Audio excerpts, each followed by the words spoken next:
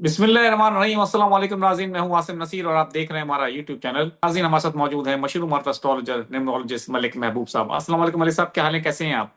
वालेकुम अस्सलाम। अल्लाह का करम है। आसिम साहब, आप सुनाएं, कैसे हैं आप? मैं बिल्कुल ठीक हूं मलिक साहब। और आपने जो जो पेशेंट गोइयां की वो दुरुस्त साबित हुई। मैं अब पिछले वीलॉग के क्लिप्स निकाल के तो नहीं लगा रहा इस वक्त, लेकिन मैं आपका एक इंटरव्यू जो आपने दिया था 92 न्यूज का जो अखबार है उसके ऊपर आपने एक इंटरव्यू दिया था। 31 दिसंबर को इंटरव्यू था वो, और 1 जनवरी 2026 को आपका इंटरव्यू 92 न्यूज पेपर पे छपा था।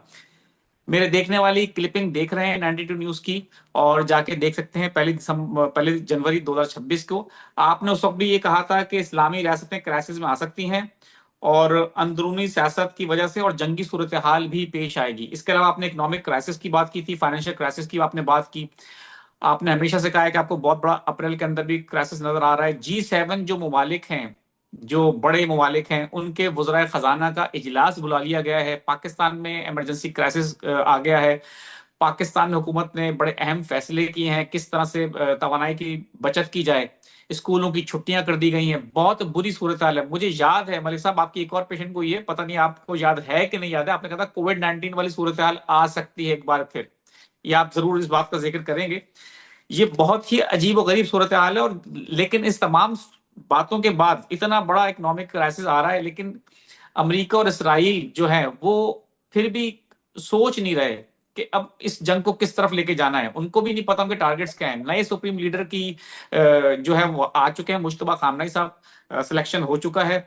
आप क्या समझते हैं, ये जंग किस तरफ जाती नजर आ रही है? इतने क्राइसिस आ गए, अब पूरी दुनिया परेशान है। तो ये जंग, अब आपको लगता है कि अब ममालिक आएंगे, समझाएंगे, बैठेंगे, सालिसी किरदार अदा करेंगे, भाई बस बहुत हो गया, अब नहीं हो सकता इस तरह, मुल्क दुनिया नहीं चल सकती? जी आसिम भाई, यही मैं आपको पिछले हफ्ते से बताता आ रहा हूँ, क्योंकि अगर आप सोशल मीडिया का रुख करें तो मेरे ख्याल से 99% जो लोग हैं वो इस वक्त सिर्फ डरने का खौफ बेच रहे हैं। बकौल जो हालात हैं उसके बिल्कुल बरक्स मैं मानता हूँ ग्राउंड रियलिटी ऐसी है, और वो उसी का फायदा उठा के without any astrological analysis, astrological concept, वो तो ऐसी बातें हो रही हैं। एक जगह मैं पता नहीं, मुझे किसी ने फॉरवर्ड की कि 13 तारीख को न्यूक्स यूज कर रहे हैं, मतलब न्यूक्लियर पावर खुदा ना खास्ता यूज कर रहा है ईरान, और फिर एक 21 मार्च का लगे बैठे हैं कि 21 मार्च को पाकिस्तान में हमला हो रहा है, फिर कोई 23 मार्च को लेके बैठे हैं। देखिए, मेरी नजर में अल्लाह करे ऐसा ना हो, मेरी नजर में ये प्रॉब्लम्स जो हैं मोस्ट प्रोबेबली इस वीक एंड के बाद कंट्रोल में आना शुरू हो जाएंगे। मैं हर एक को यही बिल्कुल कह ठीक रहा है हूँ, पैनिक मलिक ना साहब। करें। मैं इधर ये भी चाहता हूं कि आपकी कैलकुलेशन बड़ी कैलकुलेटेड होती है, आपकी प्रेडिक्शंस बहुत कैलकुलेटेड होती हैं, और आपने कभी भी सितारों से हट के बात नहीं की। कुछ एस्ट्रोलॉजर्स ऐसे हैं, मैं मानता हूं, जो खौफ फैला रहे हैं, जो 12वें इमाम का ज़हूर भी करवा रहे हैं और बहुत ज्यादा लोगों में खौफ क्रिएट करवा रहे हैं।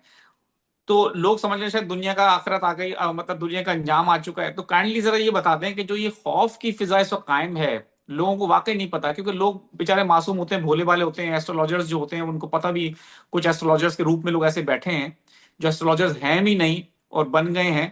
वो, आप मुस्कुरा रहे हैं, मुझे पता, आप समझ रहे होंगे कि आप कौन कौन ऐसे लोग हैं जो एस्ट्रोलॉजर बन चुके हैं, नहीं है।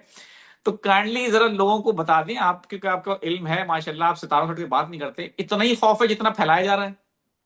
देखिए, बजाय ग्राउंड रियलिटी के साथ खौफ बिल्कुल इससे डबल फैलाया जा रहा है। मैं आपको कह रहा हूं कि ये एक हफ्ता इंतजार कर लें, अल्लाह के हुक्म से ये चीजों में कंट्रोल आएगा। ऐसा नहीं हो सकता कि सितारे चेंज कर लें अपनी पोजीशन और मामलात वैसे रहें। लेकिन अक्सर औकात ऐसा होता है, जब खुदा की तरफ से अल्लाह माफ करे जुल्म जब बढ़ जाता है, तो उसको कम करने के लिए ऐसे होते हैं। बड़े अनरियलिस्टिक ऐसे मौके आए हैं दुनिया में, जिसमें फिर खुदा अपनी लाठी चलाता है, तो फिर बर्दाश्त से बाहर हो जाता है। लेकिन इंशाअल्लाह मुझे बड़ी उम्मीद है अल्लाह ताला इन इन चीजों के ऊपर हमारे पे रहम फजल करेंगे। जो दुनिया बोल रही है कि हम न्यूक्लियर खुदा ना खास्ता हादसे की तरफ जा सकते हैं, जी मुझे भी लगता है। लेकिन ये जो बोल रहे हैं कि इस टाइम पे दुनिया खत्म हो जाएगी, मुझे नहीं दिखता। इसलिए बराए मेहरबानी आप सुकून करें, इत्मीनान करें, पैनिक ना करें। मिडिल ईस्ट के हालात लोग बार बार पूछते हैं। मुझे अभी मिडिल ईस्ट में अनरेस्ट नजर आता है। मैं बार बार, मैं इस साल के शुरू में ही मिडिल ईस्ट का नाम लिया हुआ है। अगर आप अ, देखें वो न्यूज़पेपर में मैंने मिडिल ईस्ट की जिक्र किया था। मिडिल ईस्ट अनरेस्ट रहेगा अगस्त तक, लेकिन जंगी हालात ये जो ईरान और इसराइल के हैं, ये इस हफ्ते के एंड से बेहतर होना शुरू होंगे। मोस्ट प्रोबेबली अप्रैल के मिड से जंगी हालात में बहुत हद तक, जैसे वो बोलते हैं कि बहुत फर्क आ जाएगा। लेकिन ये जो 2020 से दुनिया एक नए दौर में शुरू हुई है, ये ट्रांसफॉर्मेशन का दौर है। इसलिए हर साल हमें कोई नया ऐसा सरप्राइज मिल सकता है। दुनिया अभी नहीं खत्म होगी। बराए मेहरबानी इस चीज को जहन में रखें, अल्लाह को याद करें, अपने आप को भी सुकून में रखें और लोगों को भी सुकून से रहने दें। तो मलिक साहब, आप क्या समझते हैं, अब जो G7 के वज़राए खजाना का भी इजलास बुला लिया गया है पाकिस्तान में, कहा जाए कि अगर एक क्राइसिस की सूरत हाल है, गवर्नमेंट ने कुछ एक्शन भी लिए हैं, तो ये जो एक पैनिक की सूरत हाल है और ईद करीब है, बहुत लोगों को ट्रैवल करना होता है, लोगों को अपने घरों को जाना होता है, प्राइसेस इतने हाई हो चुके हैं, टिकट्स इतने महंगे हो चुके हैं, क्या समझते हैं, ये आपको लगता है कि आने वाले चंद दिनों में रिलीफ मिलता नजर आ रहा है आपको?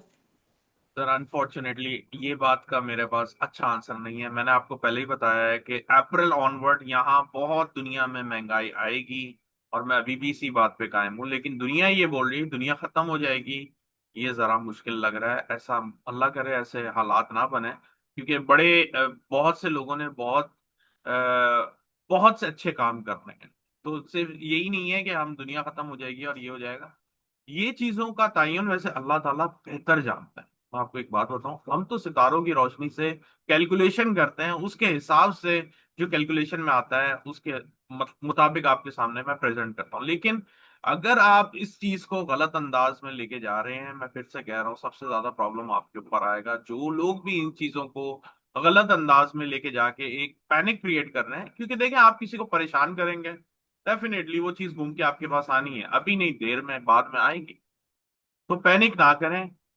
सिचुएशन अभी इकोनॉमिकल बहुत ज्यादा डिस्टर्ब है, और आगे जाके मैं आपको बता रहा हूँ, अभी अभी से जो लोग परेशान हो रहे हैं वो बिल्कुल सही है। आगे जाके रिसेशन आना है, जिसको ये लोग अनाउंस करेंगे। एक्चुअली रिसेशन आ गया। अगर आप ये सोच रहे हैं रिसेशन आना है, तो रिसेशन आ चुका है। अब जो है असरात आएंगे आपका। तो मैंने पिछले साल भी बोला था कि राहु सतविशा में है, इसमें आईटी का दौर होगा, आईटी बहुत बूम करेगा। मैं फिर से कह रहा हूँ, आईटी के ऊपर तवज्जो दें।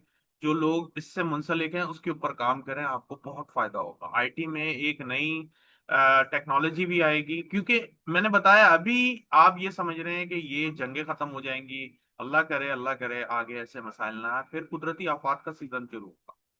अल्लाह रहम करे। मैं अभी से इसलिए बता रहा हूँ कि पहले से आप प्रिपेयर रहें कि आपको जो हालात है उससे कैसे निपटना है। फिर कुदरती आफात जैसे ही खत्म होंगी तो ये साल ऑलमोस्ट इख्तिताम की तरफ होगा, और उस वक्त फिर ग्रीनलैंड का मसला आपके सामने आएगा। ये अभी अगर ये मसला खत्म हुआ है ग्रीनलैंड का, इस साल के आखिर में आने वाला है, ये बता दूंगा आपको। तो ये जंगों के अब सिलसिले जैसे बोलते हैं स्पेल में चलते रहेंगे। ये एक न्यू नॉर्मल बनेगा दुनिया में, ये न्यू नॉर्मल बनेगा। लेकिन अगर ये कोई बोले कि ये हद से ज्यादा निकल जाएंगी और तीसरी आलमी जंग की तरफ जाएगा, ऐसा मुझे नजर नहीं आता। बिल्कुल ठीक है मलिक साहब, मेरे और भी कुछ सवालात हैं, मैं आपसे उस पर भी बात करना चाहूंगा, लेकिन अब लोगों के कुछ सवालात लेना चाहता हूँ। आसिम भाई, डेली का व्यूअर हूँ, अब्दुल सलाम इनका नाम है, 5 अप्रैल 1995 सर्बिया के लिए अप्लाई किया हुआ है, वर्क परमिट आ गया है, सबमिशन नहीं आ रही, प्लीज बता दें कब तक आ जाएगी? ये जायचे से पता चलेगा, लेकिन मैं देख लेता हूँ। 5 अप्रैल 19। 5 अप्रैल 1995।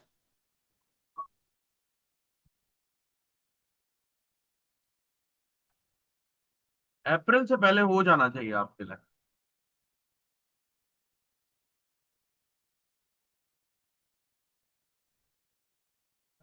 My name is Siraj Ali Khan, banker हैं ये, लेकिन शिराज साहब ने अपने डेट ऑफ बर्थ नहीं बताई, तो शिराज साहब अपना सवाल में अपनी डेट ऑफ बर्थ जरूर लिखें। और सही वाली लेखा करें। एक होती है शनाख्ती कार्ड वाली, वो सही नहीं होती। जो रियल डेट ऑफ बर्थ होती है वही काम करेगी। 23 फरवरी 1987। सवाल इनका यह है कि शादी होगी या मजीद वेट करना पड़ेगा, उनकी शादी नहीं हुई अभी तक। जायचे में नजर, सॉरी, न्यूमरोलॉजी में नजर नहीं आ रही, जायचे में देखना पड़ेगा। अली रजा साहब हैं, 3/9/2002, वो बाहर जाना चाहते हैं, उसके हवाले से पूछ रहे हैं कि जा सकता हूँ?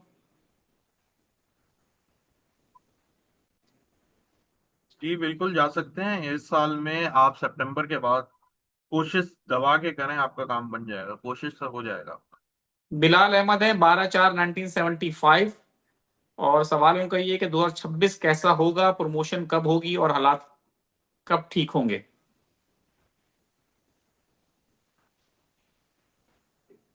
इस साल में उम्मीद है अप्रैल के बाद, लेकिन आपके लिए प्रॉब्लम आएंगी साथ साथ।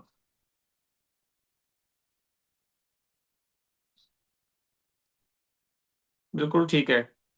अफशीन शकील है, 29 जनवरी 1987 इनकी डेट ऑफ बर्थ है। थायराइड का मेरे ख्याल से इनका ऑपरेशन का मसला है, तो वो कह रही हैं कि ईद के बाद करना चाह रही हैं शायद, मेरे ख्याल से। जायचा देखना पड़ेगा। मुझे उम्मीद है नंबर से ये रिकवर हो जाएंगे। बिल्कुल ठीक है मलिक साहब, बहुत बहुत शुक्रिया हमें वक्त देने के लिए। नाज़रीन, जहां हमारे वीलॉग का वक्त खत्म हुआ, मुझे और मलिक महबूब साहब को दें इजाजत। आखिर में हमारा वही पैगाम है, मुस्कुराएं, प्यार बांटें और अपने आसपास के लोगों का ख्याल रखें। अल्लाह हाफिज।